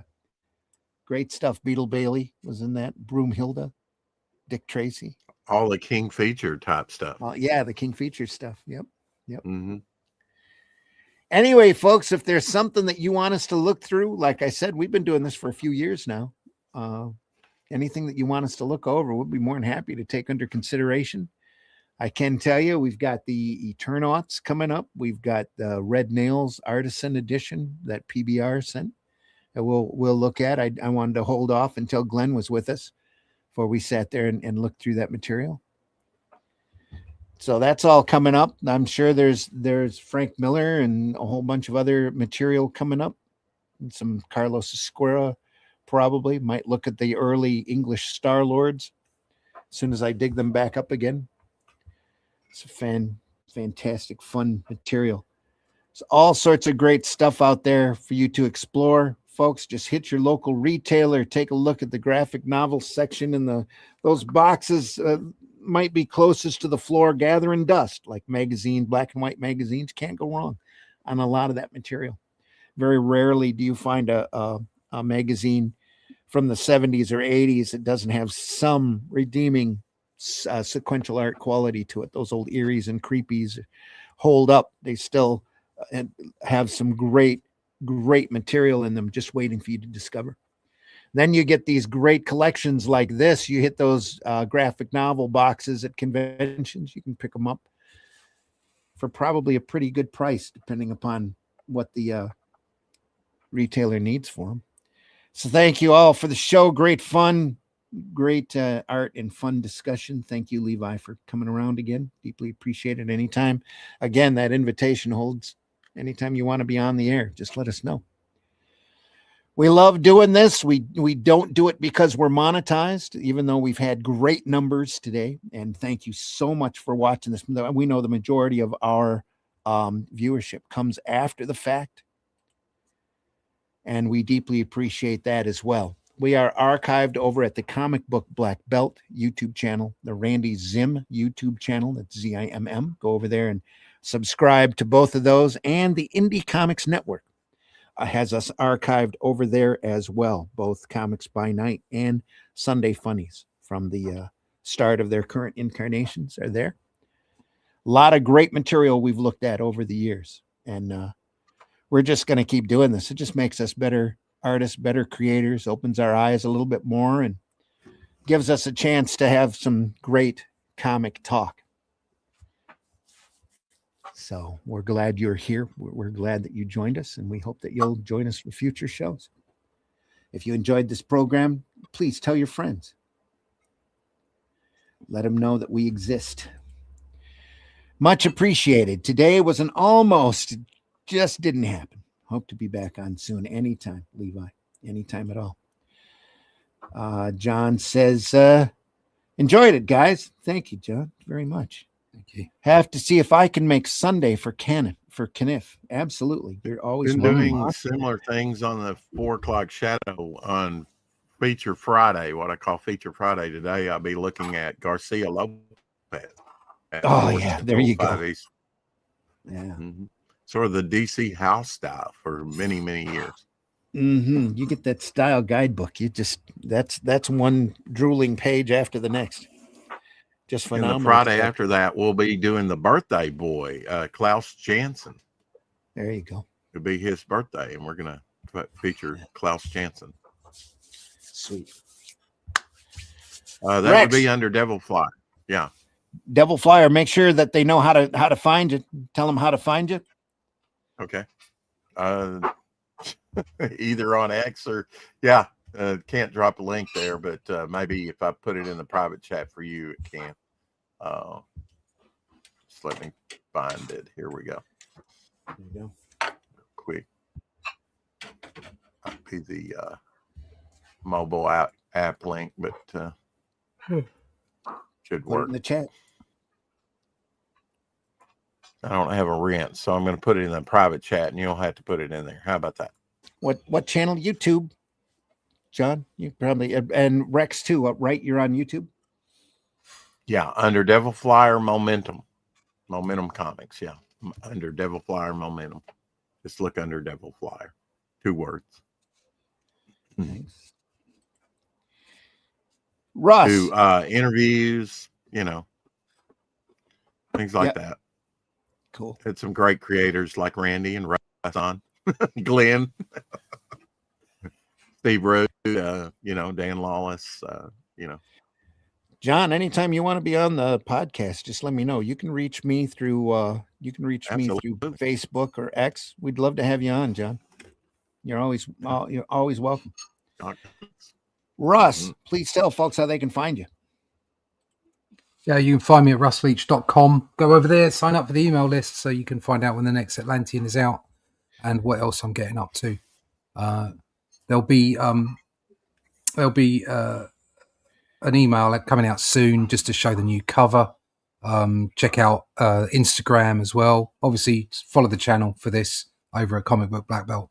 But main thing is go to russleach.com and sign up for that email list. Yeah.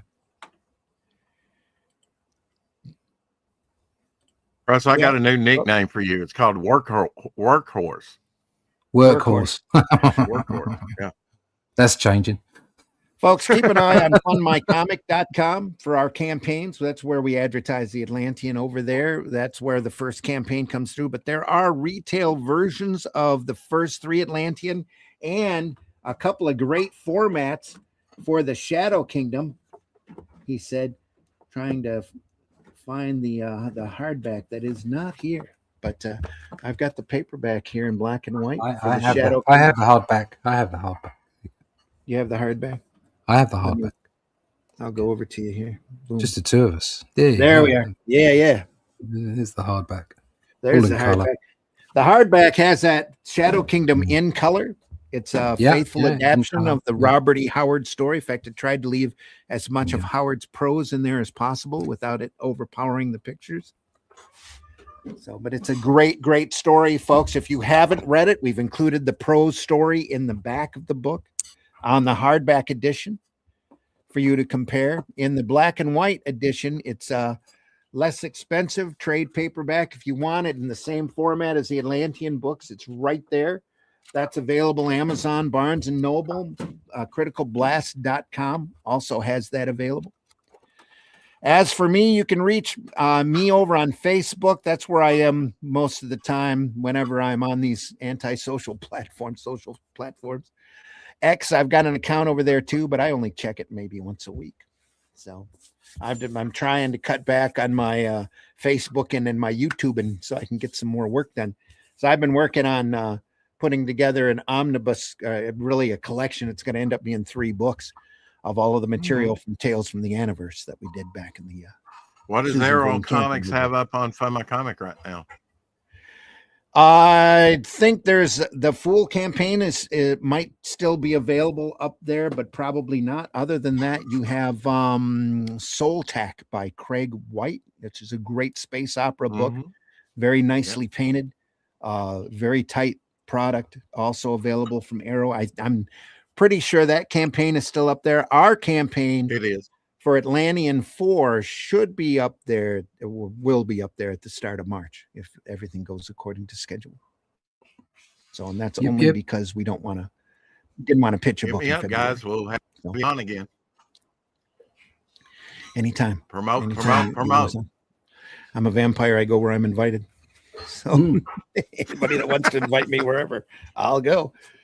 All right, folks. Again, thank you so much for stopping by. Deeply appreciate you being here. Hope you enjoyed this work. There's plenty more to be shown and to be seen. Lots of stuff archived over where I said before, Comic Book Black Belt YouTube channel, the Randy Zim YouTube channel, and the Indie Comics Network YouTube channel. Go over there and check us out, please. And we hope you enjoy the rest of your weekend as it just starts, since this is Friday.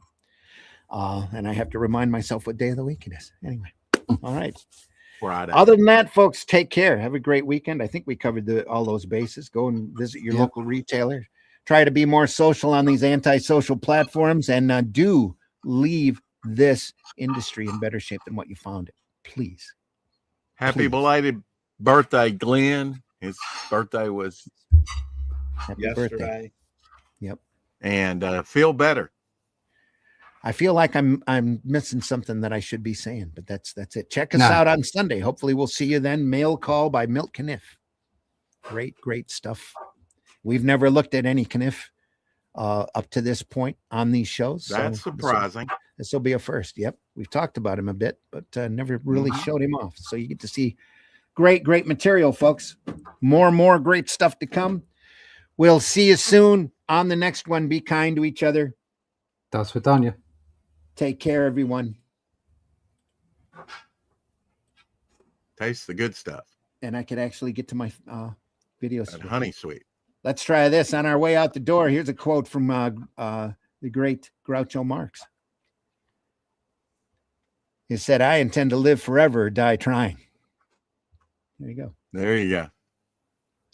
Take care, everyone. Good seeing you. Thanks for stopping by. He's not Russian. In the time before Atlantis sank, when the lands of this world were savage and untamed, one man would claim his destiny, seizing his place as a king. After defending his throne and learning the devastating truth of the Serpent Kingdom and its deadly cults, King King Kull in his right hand rule the Spear Slayer, make a solemn vow to hunt down and destroy the hidden empire of these serpent demons. These are the tales of those journeys. This is the Atlantean. Tales inspired by the brilliance of Robert E. Howard, featuring his first barbarian characters as introduced in the pages of his classic tale, The Shadow Kingdom. Each volume contains beautifully painted covers and around 50 pages of original black and white art and story, featuring classic sword and sorcery adventures you don't want to miss. Join us on these epic adventures and sign up now for news with the email list at russleach.com. Bring your axe and prepare for battle.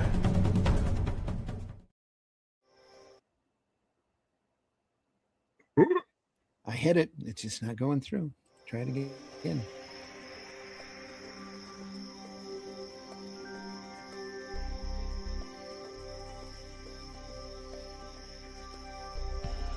What was that? This is not a charade. We need total concentration. Now, once again, this time, with theory. Some men just want to watch the world burn. Can't nobody tell me nothing. How dare you? Get off my lawn.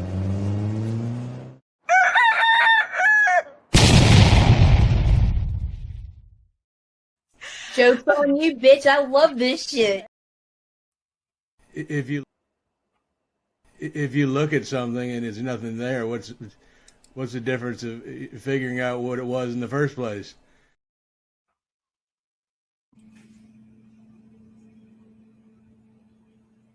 You know, I'm hitting them and they're just not going through. I'm sitting here, click, click, click, click. Nothing happens. Just this week's top story, bullshit. All. Hi, y'all. It's time for Appalachian Word of the Day. The word of the day is miniature. One miniature on top of the world, the next day something happens and you're not.